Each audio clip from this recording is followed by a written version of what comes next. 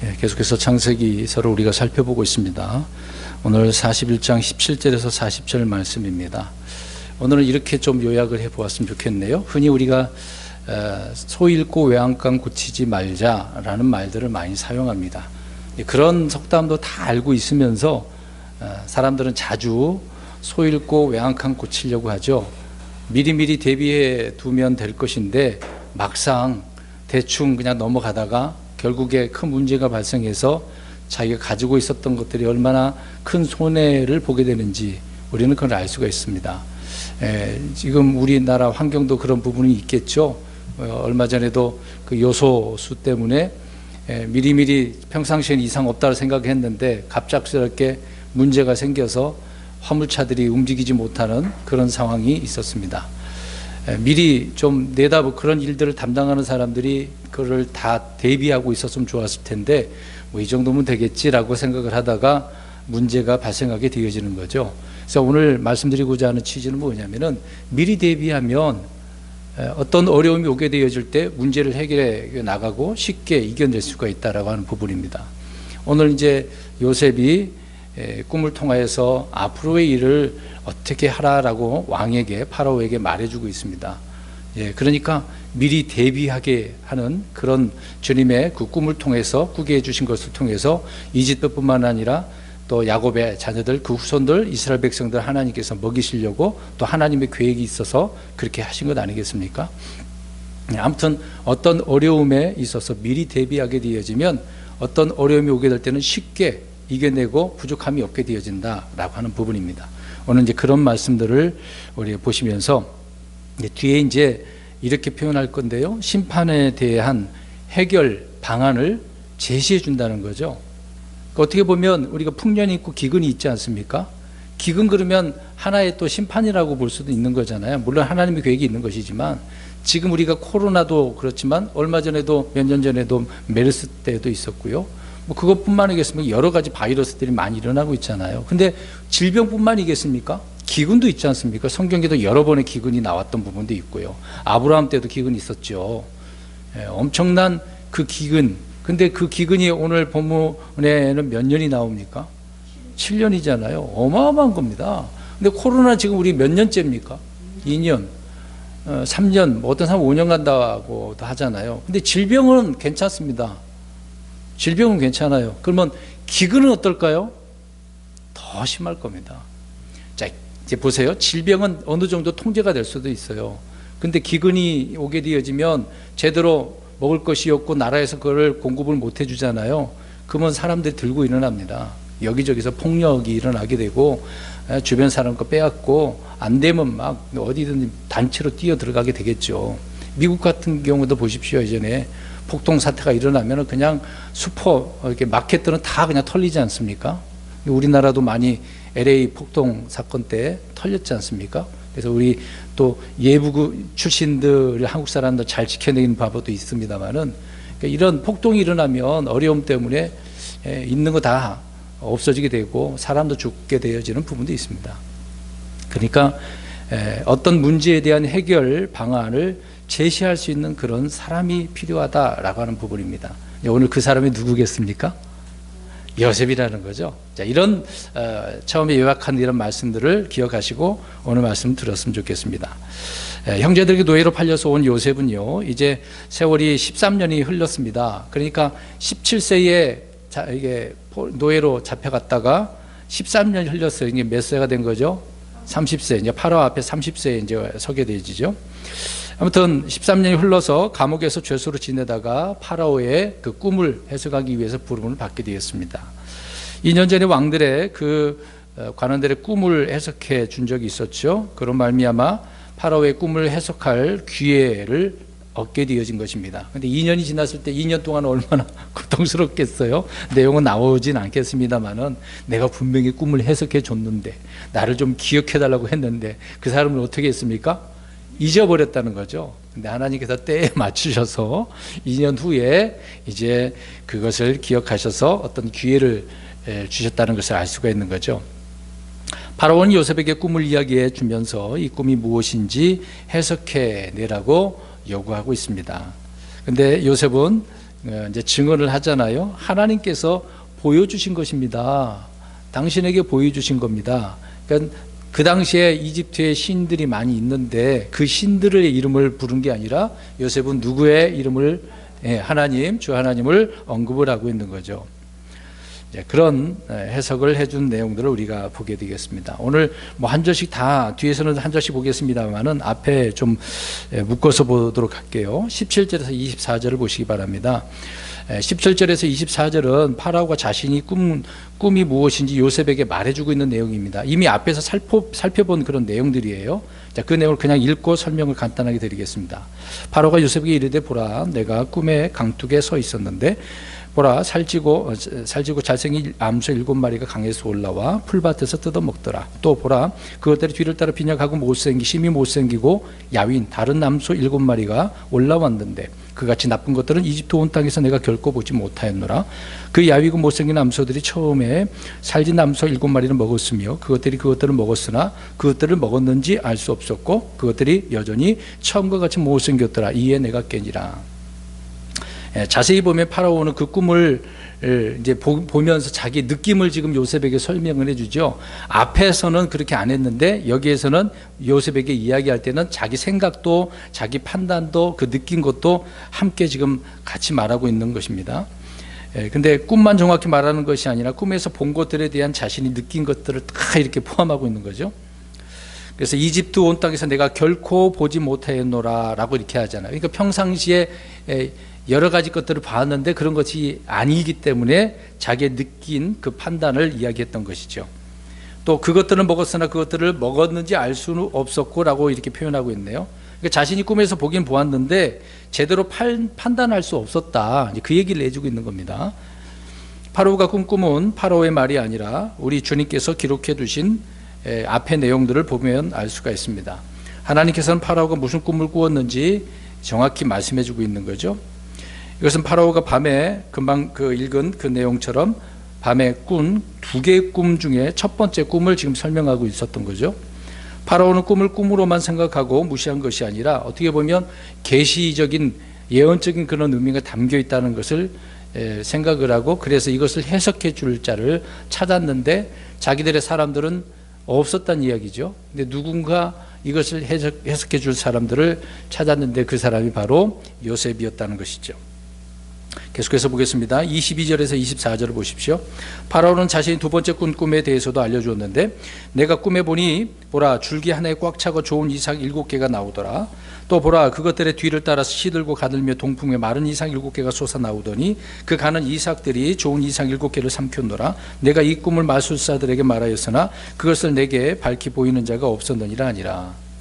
파라오는요, 요셉에게 자신의 꿈을 마술사들에게 이렇게 말을 했는데 밝히 보여주지 못했다, 해석해 주지 못했다라고 이야기하고 있습니다. 근데 요셉을 부르기 전에요, 이미 꿈을 여러 사람들에게 이렇게 말을 했고 해석을 요구했습니다만은 아무도 없었다는 이야기죠. 그것을 이제 강조하고 있는 내용입니다. 한 번 더 말씀드리지만은 이집트 그 나라는요, 그 당시에도요 대단한 사람들이 많이 있었습니다. 그러니까 천문학, 뭐 수학, 물리학 여러 가지 이런 학문들이 발달하고 있었습니다. 이제 과거에 그래서 이집트 거기에 보면 알렉산드리아라고 하는 곳이 있거든요. 거기에 엄청난 뭐 학교도 있었고요, 도서관도 있었습니다. 지금도 그게 있는 걸로 알고 있는데 대단한 곳이죠. 그러니까 학문에 엄청난 학문이 있는 그 이집트 문명이라고 하지 않겠습니까? 그런 것들이 매우 발달해 있었는데 거기에 있는 마술사들이 또 제사장 역할까지 했겠지 않겠습니까? 그리고 큰 행사까지 뭐 권력 행사까지 했음에도 불구하고 그들은 파라오의 꿈을 듣고서도 아무것도 보여줄 수 없었다라고 이야기하고 있습니다. 그러니까 왜 그럴까요? 그렇죠. 하나님께서 주신 꿈은 그 누구도 풀 수 없는 거죠. 파라오는 주변에 이렇게 많은 사람 인재들을 데리고 있었습니다만은 답변을 얻지 못했다라고 이야기를 하고 있는 것입니다. 그래서 내가 이 꿈을 마술사들에게 말하였으나 아무도 보여줄 자가 없었다라고 이야기하고 있습니다. 뭔가 답을 얻고자 물어보았지만 안 된다는 얘기죠.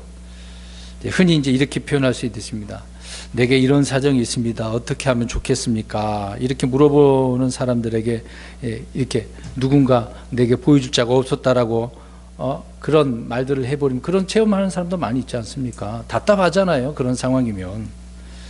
그 이유는 고린도전서 2장 11절에 알 수가 있습니다. 사람의 것들을 사람 속에 있는 사람의 영 외에 누가 알리요? 이와 같이 하나님의 것들도 하나님의 영 외에는 아무도 알지 못하느니라. 그러니까 하나님의 것을 알려면 어떻게 해야 됩니까? 성령님을 통해서 알 수가 있는 거죠. 내 말이 영이요. 그러니까 말씀이 또 성령님께서 주시는 말씀이 되는 것이기 때문에, 그러니까 성령님이 알려주시 않으면 아무도 알 수 없다, 그 얘기를 하고 있는 것이죠. 바로가 꿈꾸면 하나님께 속한 일들이었기 때문에 아무도 몰랐다, 그 얘기입니다.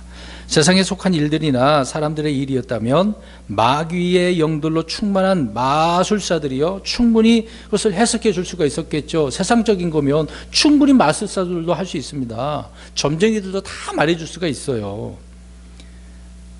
파라오의 꿈은 평소 꾸던 꿈과는 달리 하나님께 속한 일들이었기 때문에 그렇다는 것이죠. 저와 여러분의 답변이 어떤 답변이어야 되겠습니까? 자, 시편 86편 7절 가서 보면 나의 고난의 날에 내가 주를 부르리니 주께서 내게 응답하시리이다. 그러니까 다윗이 이런 고백을 해놨는데요. 고난의 날에 다윗은 누구를 찾은 거예요? 그렇죠. 주 하나님을 찾은 겁니다. 그 당시에도 뭐 우상 없겠습니까? 점쟁이 없었겠습니까? 여러 가지 술사들도 많이 있었는데 다윗은 이런 자들을 찾아가는 게 아니에요. 그냥 뭐 심리적으로 뭘 뭐 해석하고 뭐하고 필요 없습니다. 근데 사람들 지금 보세요. 하나님 성경 보면은 우리가 다 문제를 해결할 수 있거든요. 근데 대부분 그렇지 않습니다. 누굴 찾아갈까요?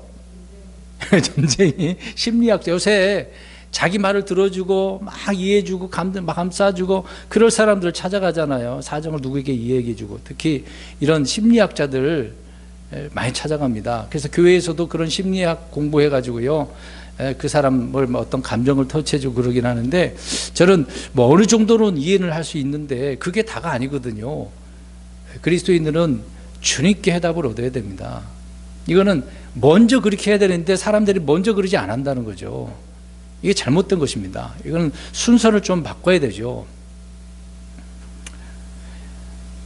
아무튼 다윗은 고난의 날에 주님을 찾았는데 주님께서 어떻게 하셨다라고 얘기했습니까? 응답하셨다라고 하는 거죠. 다윗이 고백한 내용입니다. 우리도 이렇게 닮아야 되는 거잖아요. 다윗이 얼마나 고난의 삶을 지냈는데요. 사울에 의해서요. 또 자기가 잘못한 부분도 있겠죠.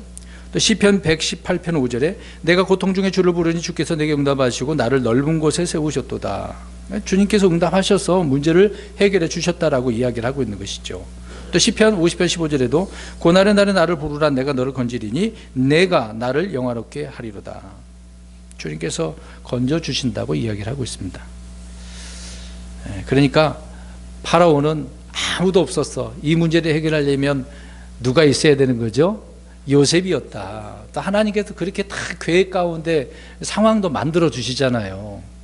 우리가 이런 주님을 신뢰해야 되는 겁니다. 힘들다고 다 박차버리고 때려쳐버리고 그러면 안 되고요. 기다려야죠. 인내하면서 극복하면서 주님의 그 때를 기다려야 되는 거죠. 근데 사람들은 너무도 급해가지고 기다리지 않는다는 게 문제입니다. 그러니까 문제 해결하기가 참 어렵죠.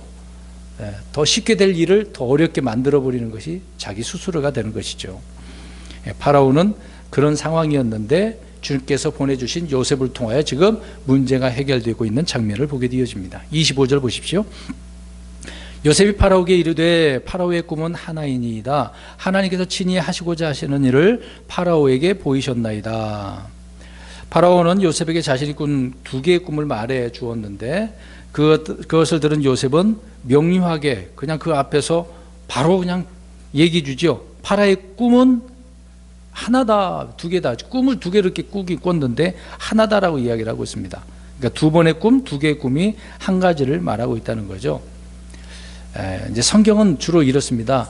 한 번 말할 때도 있겠습니다만은 두 번이고 10번이고 막 수차례 반복해서 말씀을 할 때가 있어요. 그렇게 기록을 해 놓을 때가 있습니다. 성경은 그런 식으로 되어져 있거든요. 요셉은 파라오의 꿈을 들으면서 이미 그 꿈의 의미를 정확히 알았습니다. 막 생각해보고 잠깐만요. 이것은 이거고 저것이고 그렇게 생각하지 않았습니다. 이미 하나님께서 성령님을 통해서 알려주신 바가 있기 때문에 그러는 거죠. 그래서 요셉은 파라오가 왜 그런 꿈을 꾸었는지 그 꿈을 주신 분이 누구인지를 그 자리에서 알려주고 있는 거잖아요. 그 부분 보십시오. 25절 읽었습니다마는 하나님께서 친히 하시고자 하는 일을 파라오에게 보이셨습니다. 꿈에서 보이게 하셨다는 거죠. 하나님께서 하셨습니다. 그 자리에서 이야기해 주고 있죠. 앞에서 말씀드린 것처럼 이집트에 신들이 많이 있는데 지금도 뭐 유명한 신들이 있습니다. 누트 신이 있고 아텐 신이 있고 오시리스, 이시스, 뭐 하토르, 호루스 별의별 신이 다 있습니다. 거기에요. 근데 그런 신이 보여준 게 아니다라고 이야기를 하고 있는 거예요. 그것들은 진짜 신입니까? 가짜잖아요. 우상이지 않습니까? 명백하게 우상이 거짓됐다라는 것을 다 그 자리에서 또 설명해 줄 수 있는 아주 중요한 증언을 한 부분이 되겠죠. 그래서 하나님께서 파라오에게 보여주신 것입니다라고 이야기하고 있습니다. 그러니까 요셉은 지금 포로 어떤 죄인 그런 신세이긴 하지만 누구를 증언하고 있어요? 파라오 앞에서 하나님을 증언하고 있어요. 이거 놀라운 일 아닙니까? 죄인 신분이면 벌벌벌 떨어야 되는데 더 잘 보이려고 그들의 신들을 언급할 수도 있는 거잖아요. 근데 요셉은 그렇지 않았습니다. 자기 자신을 선포하지도 않고 어떤 자기 민족이나 자기의 가족들 그런 내용 하나도 안 합니다. 자기의 하나님을 오히려 자랑하고 선포하고 있는 아주 훌륭한 증언을 하고 있는 것이죠. 매사에 누구 앞에서든지 항상 우리 예수님, 우리 하나님의 은혜를 이렇게 드러내는 우리 그리스도인들이 돼야 되지 않겠습니까? 요셉처럼 우리는 이렇게 해야 되는 거겠죠. 아무튼 요셉은 하나님께서 친히 하시고자 하는 일을 파라오에게 보이셨다라고 했는데요. 우리 아모스서 한번 가보겠습니다. 아모스서. 어차피 여기서 오해할 수도 있어요. 이렇게 표현하니까 그러면 파라오가 대언자야? 이렇게 이해할 수도 있어요. 하나님께 보여줬다고 하니까 그런 것은 아니죠. 아모스서 3장 7절 보겠습니다. 시작. 분명히 주 하나님은 자신의 은밀한 일을 자신의 종 대언자들에게 계시하지 아니하고는 아무것도 행하지 아니하시는.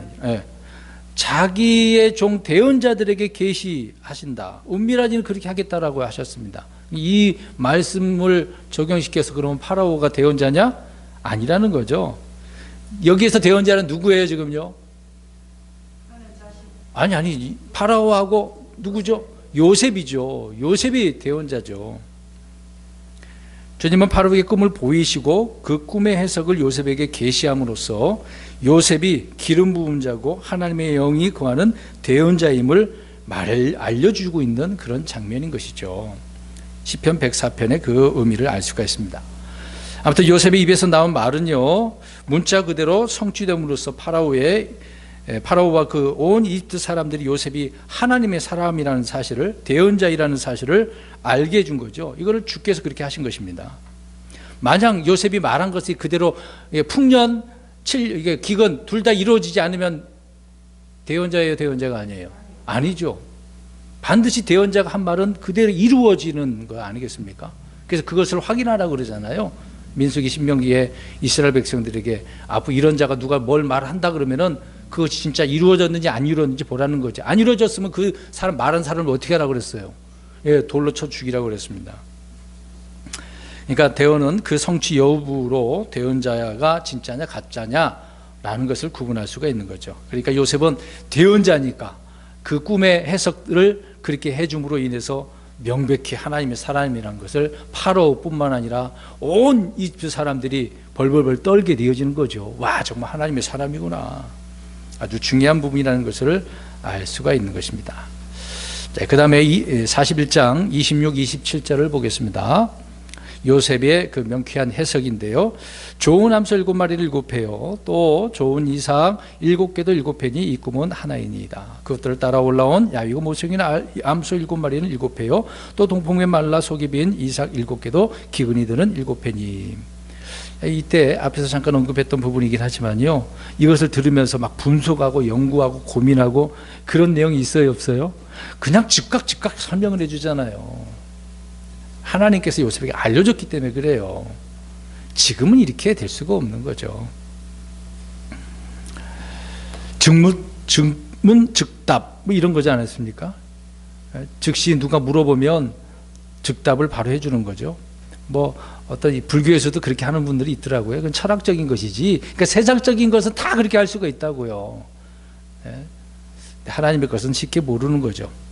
아무튼 좋은 암소 7마리와 또 좋은 이삭 7개는 7회 7년이라고 말하고 있습니다. 못생긴 암소 7마리 또 홍품이 말라 속이 빈 이삭 7개 역시 7회 즉 7년을 말하고 있는 거죠. 그러니까 짐작은 할 수 있겠습니다만은 이게 무슨 의미인지도 사람들은 모르지요. 난해하기 그건 뭐 그지없는 내용들 아니겠습니까? 그러나 주님께서 요셉에게 계시해 주셨기 때문에 하나하나 해석을 해주는 것을 보게 되어집니다. 28절 29절 내가 파라오에게 아뢰기를 하나님께서 친히 하시고자 하는 일을 파라오에게 보이셨나이다 함이 바로 이것이니이다. 보소서 이집트 온 땅에 두루 7회 큰 풍년이 들겠고. 미리 앞에서 언급한 것처럼 친히 하시고자 하는 일을 파라오에게 보이셨습니다 라고 이야기하고 있습니다. 그러니까 이 일은 이집트의 신들이 하는 일이 아니라 친히 하나님께서 하시는 일이라고 또 한 번 더 강조를 하고 있는 거죠. 7년 동안 온 땅에 큰 풍년이 들게 되어지면 양식이 어떻겠습니까? 넘치겠죠. 그냥 흥청망청 막 뭐 네덜란드 같아가지고 뭐 오렌지지 뭔지 뭐 토마토인지 막 그 경기 싸움도 하더라고요. 얼마나 큰 풍년인지 막 걷어들여가지고 먹을 것을 막 그러네요.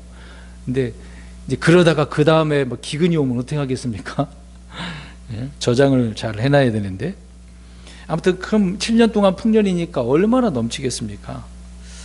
여러분 농경 국가에서 풍년보다 더 좋은 것은 없겠죠. 하나님은 해와 비를 주시고 풍성한 양식을 주시는 분인 것입니다. 또 하나님께서 꿈을 꾸게 하시고 그렇게 7년 동안 풍년을 친히 그렇게 하신 것 아니겠습니까? 근데 사람들은 이런 사실을 잘 알지 못하기 때문에 풍년이 들어도 하나님께 감사할까요? 안 할까요? 안 해요. 그냥 먹고 사는 걸로 끝나는 거지 하나님을 바라보겠습니까? 그러면 여기 질문 한번 해보겠습니다. 지금 코로나19 제가요 그래서 항상 해마다 11월 12월 되면은 우리가 한 해를 돌아보고 자신을 살피고 그 다음 해를 대비하자라고 해서 설교를 제가 몇 년 동안 계속 하지 않았습니까? 그러면서 그 다음에 어떤 일이 일어날지 모르니까 준비하자 여러 번 그렇게 말씀드렸습니다. 근데 그렇게 몇 년에 걸쳐서 말씀을 드렸을 때 좀 어떻습니까? 더 나아졌나요? 우리 생활이요? 더 환경이 좋아졌습니까? 그러진 않잖아요. 실질적으로 우리 환경은 더 어려워졌습니다. 더군다나 우리가 지금 2년 동안 코로나 얼마나 힘들어요. 쉽게 빨리 해결될 줄 알았는데 그것도 아니고 변종 바이러스도 생기고 더 어려워지지 않습니까? 그러면 정말 제가 메시지를 그렇게 전했을 때 정말 내년에 어떤 일이 벌어질지 모르니까 물론 육신적인 그런 일들을 떠나서 이런 부분에 있어서는 영적인 부분도 우리가 어려움을 당할 수도 있거든요. 그러면 이 말씀을 듣고 깨달으신 분들은 열심히 성경 읽고 기도하고 영적으로 바르게 세워지게 하기 위해서 일이 있었다고 한다면 코로나19는 어떻겠습니까? 아무리 코로나19라 하더라도 아무것도 아니죠. 근데 그 말씀을 그렇게 한두 달 동안 들으면서 아무렇지도 않고 있는 분들은 아이고 나 죽어 어떻게 하냐고 막 벌벌 떨고 그럴걸요. 그러지 않았을 것 같아요. 그래서 앞에서 제가 처음에 속담을 얘기했잖아요. 어떻게 해요? 소 잃고 외양간 고치면 안 된다고요. 미리 대비해야 된다고요. 우리는 영적인 문제가 먼저 오지 않습니까? 육신적인 것은 그냥 누구나 다 똑같아요. 우리 그리스도인들만 겪는 것은 아니잖아요. 불신자들 똑같이 겪기 때문에요. 그것은 똑같이 겪어서 나가는 이겨내야 될 문제고 이제 그거에 앞서는 우리 영적인 삶을 바르게 살아야 되는데 그거에 너무 부족하다는 얘기죠. 대비를 안 하니까. 굉장히 사람들 그리스도인들이 무시할 겁니다. 요셉은 파라오의 꿈을 통해 앞으로 있게 될 7년간의 풍년은 주 하나님께서 하신 일이라고 이야기하고 있습니다. 이 땅에 해와 비를 주시는 분은 하나님이시죠. 씨를 주시고 양식을 주시는 분이 역시 하나님입니다. 풀과 나무를 자라게 하신 분도 하나님, 뿌린 씨앗이 자라게 열매를 맺게 하신 분도 우리 주님이시죠. 그래서 곡창지대에서 이스라엘이 이집트 그 지역은 곡창지대거든요. 항상 문제가 있으면 하나님은 사람들을 어디로 보냈어요? 이집트. 왜 거기가 어떻게 보면 악한 곳인데도 세상인데도 불구하고 믿음의 사람들을 지켜내게 하시는 장소잖아요. 그런 곳에서 살면서 많은 양식을 얻은 이집트 사람들은요 모든 것이 이 모든 일이 하나님께서 하시는 일인지 알았겠습니까? 몰랐죠. 근데 이걸 알게 해주신다는 거죠. 하나님은 요셉을 통해 이집트에서 친히 이렇게 자신을 꿈을 통해서 계시해 주셨고 그거를 요셉을 통해 해석해내고 있는 것입니다. 7년의 풍년과 7년의 기근을 통해 하나님이 온 땅의 주이시고 하나님이심을 알려주시고자 하는 내용이 되는 것이죠. 우리는 일상에서 겪는 좋은 일이나 나쁜 일을 통해서 주님의 그 손길을 경험해야 돼요. 인정해야 되는 것이거든요. 그럴 때 이제 영적 지각이 있어야 됩니다. 하나님께서 이거 하시는 일인가 보다. 감사해야지. 힘들어도 이겨내야지. 이런 생각이 들어야 되거든요. 근데 막 거기에 그런 생각이 없이 아이고 또 어려워졌네. 아이고 또 하나님 앞에 불평하고 원망하고 그런 분들 얼마나 많습니까? 근데 어떤 일은요. 이런 일들이 운으로 돌리는 사람들이 많습니다.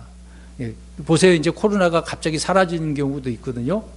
그러면은 이런 거를 볼 때 사람들은 어떨까요? 기억할까요? 자기들이 잘했다 그럴 거예요. 하나님께서 하신 일들인 줄 안다면 감사와 찬양이 있어야 되는데 분명히 코로나 끝나면 사람들 그냥 하나님도 없을걸요? 뭐 하나님 좀 두려워하지도 않지만 우리 그리스도인들은 어떻겠습니까? 하나님께서 이거를 해결해 주시면 감사해야죠. 메르스 지났을 때도 감사해야 되는데 근데 희한하게도 기사를 보니까 일본에는요 지금 코로나가 급속도로 줄어든다는 사실을 들으셨습니까? 학자들도 모르겠대요. 과학자들도 왜 이런 현상이 일어났는지. 늘어나야 되는데 지금 줄어들고 있다고 하더라고요. 일본은. 희한한 상황입니다. 가셔서 한번 기사 찾아보세요. 왜 그럴까요? 모른다고 그러면 할 말은 없겠지만 하나님께서 어떻게 또 일본을 도와주시는 건지 어떻게 알겠습니까? 점점 그런 것을 통해서 다른 지역들도 점점 줄어들면 얼마나 좋겠어요. 아무튼 아무도 모른대요. 저도 어떻게 알겠습니까만은 하나님께서 하신 일은 모르죠. 이제 그렇게 해결해 주셨으면 하나님 감사합니다. 그래야 되는 거 아니겠습니까? 근데 일본 사람이 그럴지 모르겠네요. 계속해서 보겠습니다. 40장 30절 31절. 그 뒤에 7해 기근이 들므로 이집트 땅에서 그 모든 풍성함을 잊게 되고 그 기근이 이 땅을 소멸시킬 것이며 또 뒤따르는 그 기근이 매우 심함으로 그것으로 인해 이 땅에서 그 풍성함을 알지 못하게 되리이다. 중요한 말을 하고 있네요. 풍년 뒤에 기근 7년이 있다라고 표현을 하고 있는데 기근이 얼마나 심했는지 이집트 땅에서 7년 동안 풍년이었다는 사실들을 어떻게 한다 그래요? 잊어버린대요. 알지 못한다고 이야기를 하고 있습니다. 기억해내지 못하는 거죠. 왜요? 풍년보다 뭐가 더 힘든 거예요? 기근이.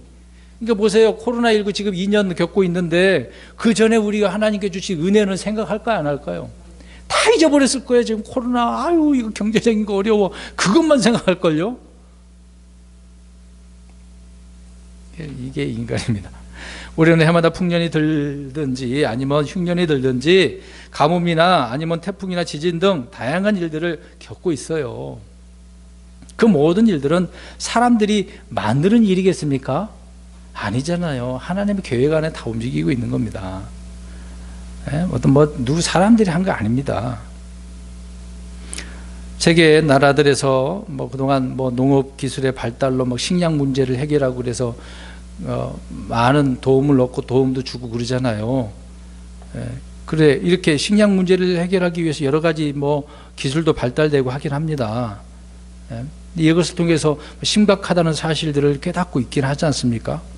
근데 기근이 들게 되면 싹 다 잊어버리는 거죠. 풍성한 것들은요. 그러니까 식량이라고 하는 것은 어떤 공산품과 달리 대체 불가능한 겁니다. 생존과 직결되기 때문에. 그래서 앞에서 제가 폭동 얘기했지 않습니까? 분명히 보세요. 여기 보세요. 코로나 이거 질병 문제는 쉽게 우리가 이겨낼 수 있다고요. 마스크 쓰고 다니고 손 씻고 주의하고 그러면 될 수도 있어요. 근데 진짜로 앞으로 기근을 와보세요. 비가 안 내린다고 생각해 보세요. 먹을 것이 바닥난다고 생각해 보세요. 그럼 다 떨어지면 어떻게 하겠습니까? 돈 주고도 못 사는 상황이라고 한다면 가지고 있는 사람들을 몰래 들어가서 빼앗고 아니면 협박을 해서 가지고 오든 그런 일이 벌어지는 거죠. 아프리카에는 그런 일들이 비일비재합니다. 엄청난 일들이 벌어지고 있는 거죠. 그러니까 코로나보다 더한 일들이 앞으로 오면 어떻게 할 거예요? 지금은 맛배기잖아요. 나중에 교회가 휴거하고 나면 이 땅에 7년 동안 엄청난 재앙이 있게 되는 것입니다. 그때는 이런 기근은 아무것도 아니에요. 뭐 질병 문제, 먹는 이런 기근 문제, 뭐 하늘에서 땅에서 막 여러 가지 주변에 막 재앙들이 일어나는데 어떻게 견뎌내겠습니까? 어렵죠. 그러니까 요셉의 해석은 하나님의 계시로 이 땅에 주어질 이런 일들이라는 것을 해석을 해주면서 설명을 해주고 있는 것입니다. 그러면 어떻게 해야 되겠습니까? 주님께서 계시를 주시는 목적이 뭐겠어요? 이거를 좀 요셉을 통해서 들었어요, 믿게 됐어요. 근데 그게 끝이 아니잖아요. 그에 합당한 반응이 있어야 되지 않겠습니까? 들었어요. 그래, 이걸 믿었어요. 우리가 앞으로 그리스도인들도 하나 약속의 말씀을 통해서 주님이 오신다고 또 심판이 있다는 걸 알잖아요. 그러면 어떻게 되냐고요? 들었으면, 믿었으면. 그렇죠. 준비해야죠. 기다려야죠. 또 내가 해야 될 일이 해야 되지 않겠습니까? 그러니까 주님께서 심판을 계시하셨다고 한다면 그 심판을 피할 수 있는 방법도 함께 계시하고 있다는 겁니다. 성경 읽어보세요. 오늘 꿈을 통해서도 지금 풍년, 기근을 대비하고 있는 거잖아요. 그러니까 미리 요셉을 통해서 방법을 제시해주고 있는 거 아닙니까? 그러면 기근 7년이 있는데 그 전에 풍년 동안 미리 준비할 수 있지 않습니까? 그 기간 동안에 뭔가 문제를 해결하기 위해서 제시를 해주고 있는 거죠. 해석을 해주면서. 예를 들어서 우리가 앞에서 살펴본 내용입니다. 창세기 6장에 보면 하나님께서 온 지구를 어떻게 하셨습니까? 물로 심판을 하셨죠. 그러면 심판하시면서 노아에게 어떤 명령을 내리셨습니까? 방주를 지으라고. 그게 뭐예요? 해결 방안입니다. 그러면 그 기간 동안에 그걸 보면서 사람들은 막 조롱하고 그럴 수도 있겠습니다만은, 근데 앞으로 큰 비가 내린대. 근데 하나님께서 지으라고 해서 여기 들어가면 산대. 그 말을 정말 믿고 있었다고 한다면 어떻게 해야 돼요? 들어가야 돼요. 근데 한 사람이라도 있었습니까? 노아의 가족 외에는 아무도 없었어요. 짐승들 중에 하나님께 구별한 거 빼고. 없었지 않습니까? 안 들었다는 거예요. 하나님은 분명히 해결책을 주신다니까요. 소돔과 고모라 때 어떻습니까? 하나님께서 불로 심판하실 때, 지금 뭐 아브라함을 통해서 요구가 안 되니까, 그래도 거기에 있는 한 사람을 가족도 다 구원해 내려고 했던 거 아니겠습니까? 그때 천사가 룻에게 뭐라고 그랬습니까? 이 도시를 어떻게 하라고 그랬어요? 지금 심판할 거니까 이 도시를 어떻게 하라고 그랬어요? 빨리 떠나. 어려운 문제가 아니에요. 여기 불이 떨어지니까 빨리 떠나면 돼. 그 얘기잖아요. 이게 해결 방안이지 않습니까? 피하란 얘기잖아요.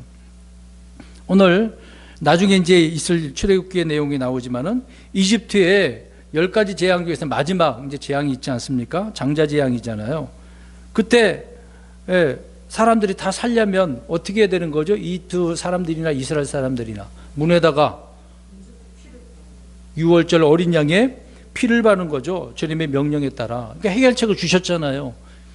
그러면 이스라엘에게서 성경의 구약에는 이런 일들이 있습니다만 지금 이 시대 때는요, 해결 방안이 뭡니까? 이미 계시해 주신 내용이잖아요. 지금 이때는 예수님 믿으면 되는 거거든요. 다른 거 없어. 주님을 잘 믿으면 돼요. 마지막 때는 믿음을 보겠느냐라고 했으니까 믿음을 보여야죠. 심판의 선포는 그 심판을 피할 방법이 함께 제시되고 있다는 겁니다. 이걸 우리가 봐야죠. 그럼 이 땅에 이말 7년의 그 기근을 피할 방법은 무엇이겠습니까? 요셉은 꿈의 해석으로만 그치지 않고 해결 방안을 제시하고 있는 거죠. 자, 32, 33절 보겠습니다. 파라오께서 꿈을 2번 꾸신 것은 하나님께서 그 일을 굳게 정하셨기 때문이니이다. 하나님께서 곧 그 일을 행하실 터이니 그러므로 이제 파라오께서는 사력이 있고 지혜로운 사람을 골라 그가 이집트 땅을 다스리게 하소서. 연거푸 2번 꾼 그 이유를 이야기하네요. 서로 다른 내용이 아니고 주님께서 굳게 정하셨기 때문에 그렇습니다. 반복적으로 이렇게 한 것은 주님께서 정하신 일입니다. 그렇게 얘기하고 있는 거죠. 그러니까 성경은 앞에서 말씀드린 것처럼 이렇게 반복적인 형태가 많이 있습니다. 사복음서에도 보면은요, 같은 사건이 다 기록된 게 있습니다. 한 번 기록된 것도 있지만 그럼 4번 기록됐다라고 하는 것은 어떤 일이겠습니까? 중요한 거잖아요. 예, 또 반복된 것 중요한 그 내용을 말씀하고 있는 부분이라고 봐야죠. 요한계시록에도요, 재앙이요 4번에 걸쳐서 반복해서 일어나게 됩니다. 재앙도 반복해서 일어납니다. 이렇게 성경에 뭐 여러 번에 수십 번에 반복되어 이렇게 선포되는 일들이 많이 있는데, 자, 이런 일들은 어떻게 하셨기 때문에 주님께서 정하셨기 때문에 그렇다라는 것입니다. 이걸 우리가 알아야죠. 그럼 파라오가 꿈에서 본 그 일은 언제 있을 일이겠습니까? 예언과 그 해석은 그 일이 일어날 시각을 아는 것이 가장 중요하죠. 때와 시기를 그래서 분별할 줄 모르면 그 일을 제대로 대비할 수 없는 겁니다. 그래서 하나님께서 곧 그 일을 행하실 터이니라고 이야기해 주잖아요. 곧 행하실 겁니다. 그 곧이 뭐 며칠 걸렸을지 몇 주 걸렸을지 몇 달 걸릴지 모르겠습니다. 몇 년은 아닌 것 같아요. 그 해석을 해주고 곧 뭐 얼마 있다가 바로 시작이 된 걸로 우리가 봐야 되겠죠. 그래서 7년 동안, 그러니까 그 해에 풍년이 있었던 것으로 봐서 합쳐서 앞으로 그렇게 총 7년이 된 것이겠죠.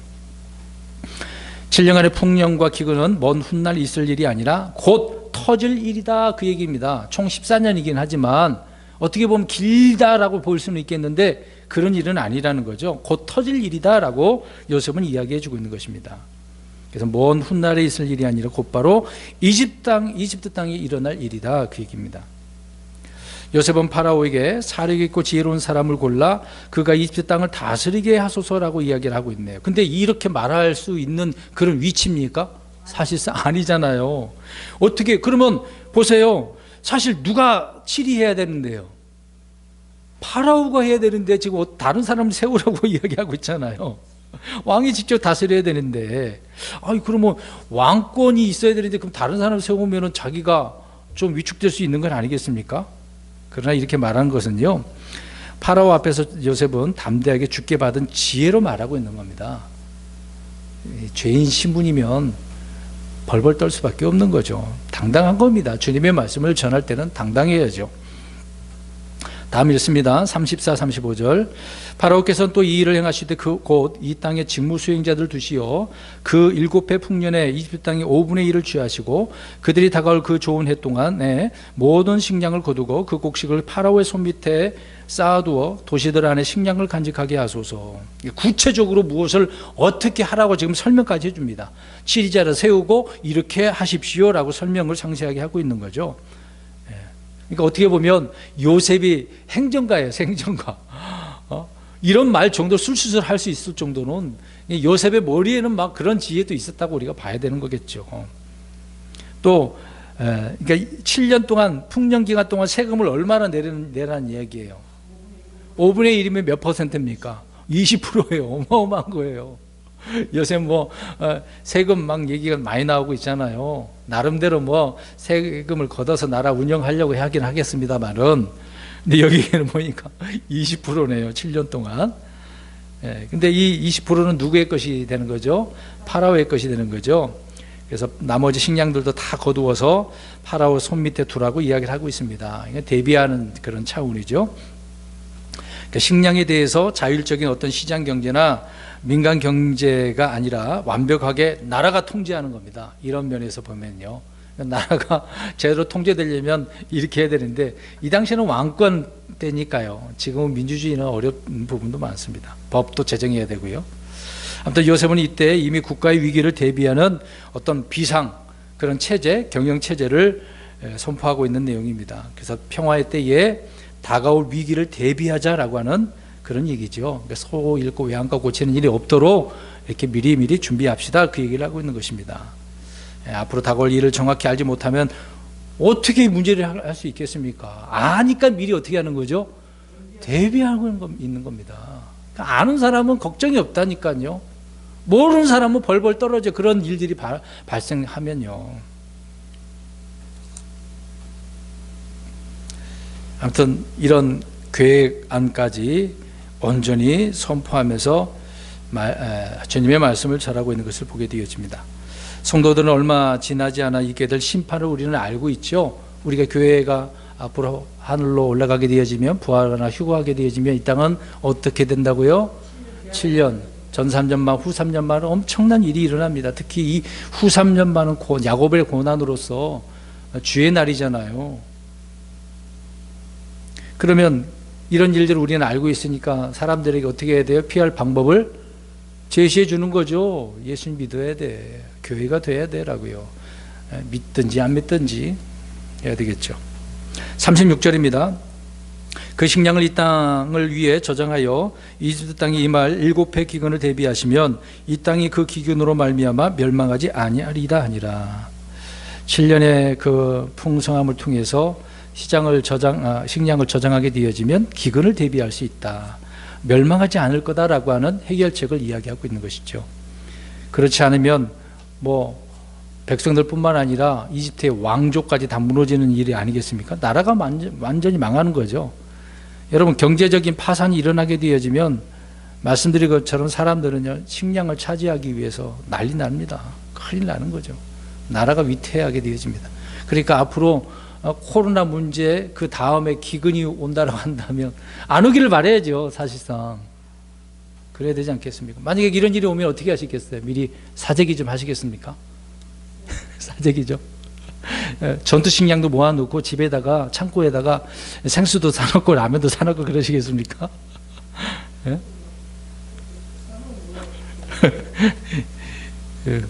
어려운 문제죠. 37, 38절입니다. 그 일이 파라오의 눈과 그의 모든 신하들 눈에 좋게 보이므로 파라오가 자기 신하들에게 이르되 이 사람같이 속에 하나님의 영에 구하는 사람을 우리가 찾을 수 있으리요 하고, 이 해석을 들은 파라오와 그 신하들이 그 해석과 해결책이 얼마나 좋은지 그들의 눈에 어떻습니까? 좋게 보였어요. 다른 생각할 수도 없죠. 아무도 요셉을 막 의심하는 찬반론이 생긴 그런 일이 없는 것이죠. 다 하나 통일됐습니다. 그냥 해결됐습니다. 그래서 38절 분명히 이야기합니다. 이 사람같이 속에 하나님의 영이 거하는 사람을 우리가 찾을 수 없으리요. 중요하잖아요. 무슨 말을 했습니까? 하나님의 영이 속에 거한다는 거. 그들도 안 거예요. 그러니까 요셉은 성령님을 통해서 주님의 말씀을 전하고 있었던 거죠. 증언했던 거죠. 참, 이교도 이방 왕 이런 파라오의 눈에 요셉이 누구인지 아는 것은 그 당시에는 어려운 일이 아니잖아요. 저와 여러분들이 그리스도인들이 이렇게 돼야 되는데 이게 안 되니까 맨 욕만 얻어먹고, 참 이게 그렇습니다. 코로나 때문에 또 얻어먹고 제대로 또 그 감염 그런 병도 조심하지 않아가지고 감염시키고. 여러분, 이 땅에 많은 이교도들이 예수님께서 주이시고 그리스도이심을 아는 것은 어렵지 않습니다. 유대인들 중에도요, 예수님이 하나님의 사실을 알고 믿는 사람도 있었습니다. 그렇지 않은 부분도 많지만 우리 그리스도인들은 이 세상에서 요셉처럼 자신이 하나님의 사람이라는 사실들을 보여줘야 됩니다. 사람들은 자꾸 뭔가 보기를 보여달라고 하는 거예요. 너가 예수님 믿는 사람은 하나님 보여줘 그러잖아요. 특히 부부끼리 그런 경우가 많습니다. 한쪽이 안 믿으면 당신이 믿는 하나님 나한테 보여달라고. 그 말은 뭐겠어요? 믿음으로 사는 걸 보여달라는 이야기거든요. 그것을 통해서 하나님이 누구신지를 알게 해달라는 이야기입니다. 실제 눈으로 어떻게 보여줍니까? 하나님 볼 수 없는데. 39, 40절 마지막 절입니다.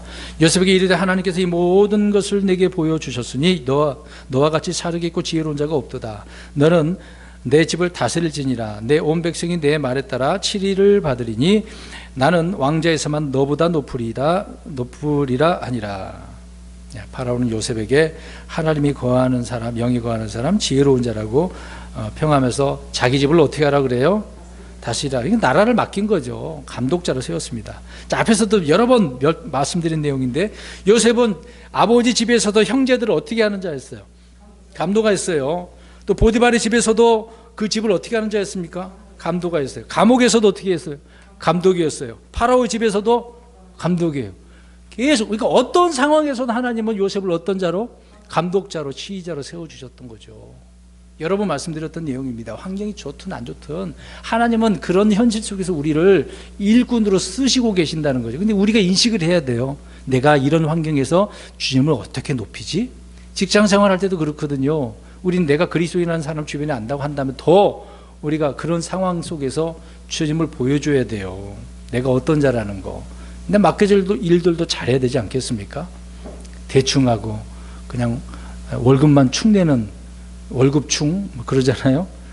그런 사람이 돼서는 안 되죠. 내가 월급 받으면 그거에 대한 열심히 성실하게 일을 해야 됩니다.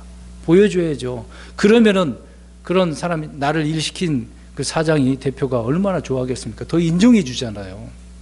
근데 대충 게으르고 맨날 지각하고 일하기 싫어서 일찍 가고 말도 안 듣고 일 처리도 능력도 없고 누가 좋아하겠습니까? 오히려 욕하죠. 우리는 언제 어디서나 요셉처럼 이렇게 청지기가 되어야 됩니다. 그리고 파라오는 나는 왕자에서만 너보다 높으리라고 하고 있네요. 완전 정권을 넘겨줬습니다. 정권을요.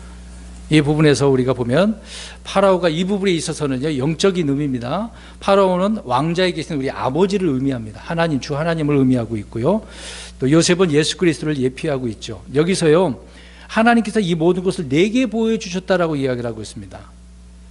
그걸 인정해주고 있고 하나님께 영광 돌리고 있는데, 모든 것을 깨달아 아는 것이 아니라 하나님께서 보여주신 거라고 이야기하고 있습니다. 그러니까 그 모든 일을 맡겨줬다는 이야기죠.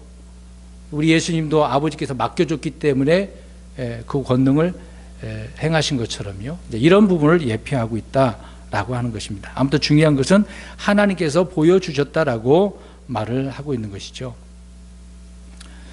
주 하나님께서 주의 영으로 말미암아 알려주신 것들이었던 것입니다. 그래서 요셉은 처음부터 그 일은 내게 있지 아니하니다라고 이야기를 했던 것입니다. 또 하나님께서 파라오에게 화평의 답을 주시리이다라고 했고요. 파라오는 하나님께서 보여주셨다라고 얘기했습니다. 그러니까 선한 증언을 하니까 선한 열매가 있게 되어지는 거죠. 아주 중요한 부분입니다. 그러니까 주님의 말씀을 전하면 그에 따른 열매가 있게 되어지는 겁니다. 그러니까 말씀을 바르게 선포하잖아요. 놀라운 일을 경험하게 되는 겁니다. 그렇게 안 하니까 기적을 못 보는 거죠. 맨날 하나님 기적 보여주세요. 뭔가 보여주시면 안 돼요. 말씀을 믿고 그렇게 한번 선포를 하고 살아보세요. 되지요. 안 해서 그러는 거지. 오늘 우리는 말씀을 통해서 결론을 지으면 심판에 대한 해결 방안을 제시할 줄 아는 사람, 하나님께서는 요셉을 통해서 자신이 누군가를 하나님의 그 계획도 설명하시면서 그 문제에 대한 해결을 또 나가신 것을 보게 되어집니다. 이런 하나님을 우리는 믿고 말씀을 따라 순종해 나가며 어떤 일이든지 승리하는 삶을 살기를 주님의 입으로 축원드립니다. 아멘. 기도하겠습니다.